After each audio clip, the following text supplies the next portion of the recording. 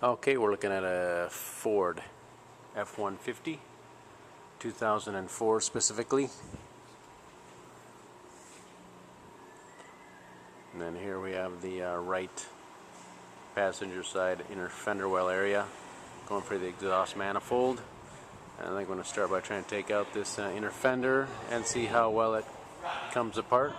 So we get a 10mm bolt there, and then probably some 5.5mm bolts in the inner fender well area. So let's grab all the bolts we can, and we'll knock those out. Those little clips holding a wire on, probably. See if we can get this out. Still working on the 2004 F150 exhaust manifold. Do have the fender cover out. It helps. It's not the solution overall totally. It's part of the process. Having luck with the long extension. 13mm. Half inch will probably work too.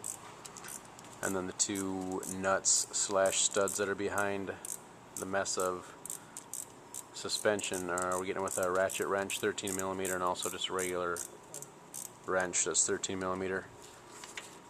And so we got all 4 top bolts out, and we have 1 on the bottom so far with that setup. So we'll just keep pushing on and see what happens.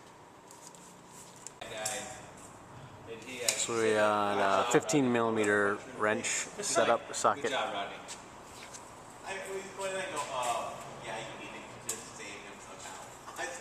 Yeah, he did. He went in there and sat in the chair. I saw that when I drove away. I was like, oh, that's 3/8. Yeah, because she went and shut up. And he goes, okay, since they're in the chair. Got that loose.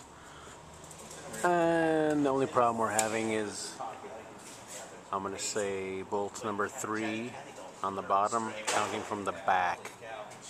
Very difficult to get to. If she didn't like anything I had to say, of course. Diagnostics I did, if you look at it for free.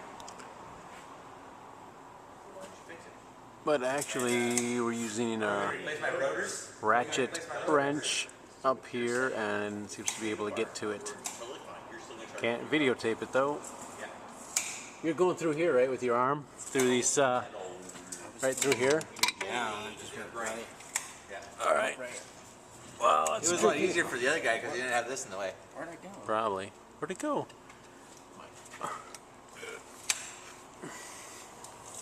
So somewhere up there.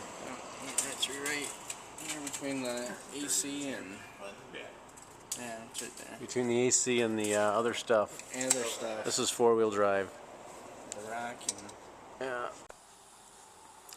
For this exhaust manifold, disconnected the oxygen sensors here. This one is best gotten through the wheel well there.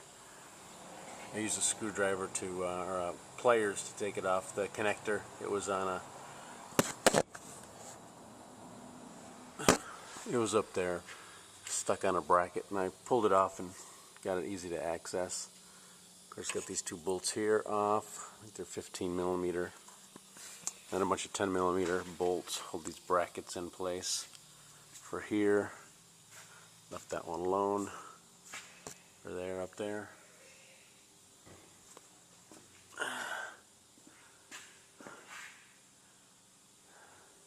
This bracket here. This goes up there. So the bracket's all loose. Some PB blaster. And muscle, yeah, 15mm I think on this for these thingies. Bent the brackets open right here too. And just plain old-fashioned muscle and hammer and muscle and time and patience pry bar, and it came loose. Some people might decide to take a sawzall to it and cut pieces and let a exhaust shop weld things back together, but so we got the space and warmed it right out of there. Yeah, look at that space. Crack.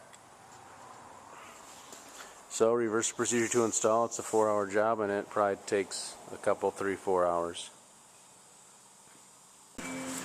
So I did end up with an exhaust manifold kit. Actually, I think it was from Ford, exhaust manifold kit, and I got all these nice new pieces, studs and nuts and washers and all that. Got an E7 that's going to fit on the end of these babies. so we can put some new studs in as necessary and finish this job up. Now Ford has given me some nuts and washers, and some are of course tricky to get to. I think a good tip here is to actually try and glue the washer onto the nut with something, maybe super glue. We have a little spray trim adhesive we use for stuff.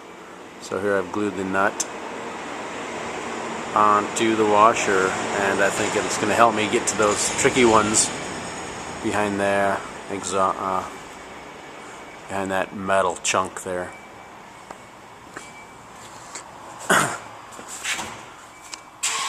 Now when we were separating the exhaust, specifically right here, I did use a screwdriver of some kind to get a little spreading action.